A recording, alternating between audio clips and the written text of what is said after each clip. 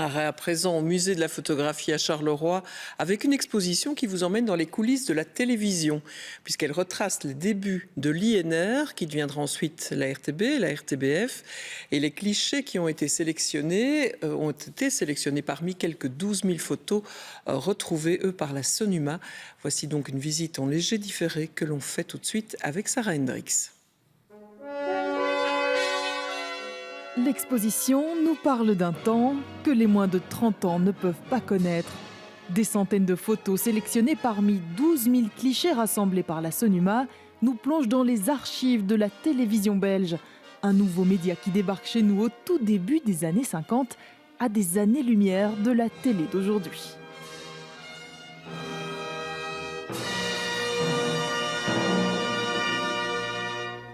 Vous le savez, la télévision que vous faites maintenant n'est pas la télévision d'il y a 30 ou 40 ans. On ne la fait pas avec le même matériel, on ne la fait pas avec les mêmes métiers non plus.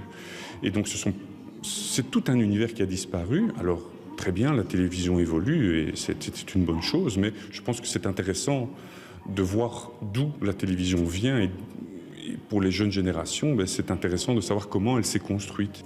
Des jeunes générations qui connaissent encore aujourd'hui le Jardin extraordinaire par exemple, mais qui étaient loin d'imaginer à quoi ressemblait l'émission à ses débuts en 1965. Elles sont quand même vachement jolies, donc oui, franchement, ouais. Et puis c'est assez intéressant de voir qu'il y avait autant d'animaux comme ça sur des plateaux. Donc du coup, voilà, c'est bien. Ces photos sont parfois les seules images qui nous restent d'émissions dont on n'a plus aucune trace dans les archives. Il faut dire qu'à l'époque, la télé se faisait en direct, ainsi seuls quelques clichés témoignent de Boom, la toute première émission de télévision diffusée le 31 octobre 1953. C'est formidable parce que ça nous permet de pouvoir, je dirais, coller une image, de mettre une image, de mettre, oui, quelque chose sur cette émission dont on ne connaissait que le nom. Là, on a vraiment un visuel, on sait qui a plus ou moins participé, on a un ou deux noms, on sait qu'il y a un orchestre, on sait qu'il y avait des artistes de music-hall, un chanteur, etc. Et donc, voilà, enfin, on sait plus ou moins ce qui s'est passé ce jour-là. Certains clichés ont été pris par des photographes professionnels à une époque où ils étaient très proches des vedettes, des stars internationales qui venaient alors jusque sur nos plateaux de télévision. On se trouve dans des endroits qui sont des endroits plus intimes, dans des loges, dans des couloirs, sur des plateaux où on fait des répétitions.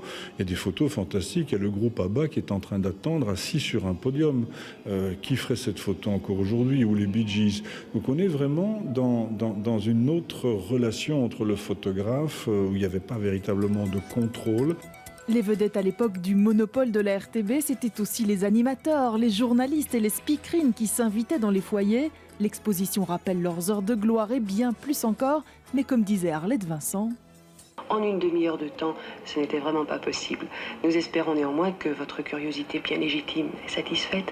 Je vous souhaite à tous de passer une excellente fin de journée.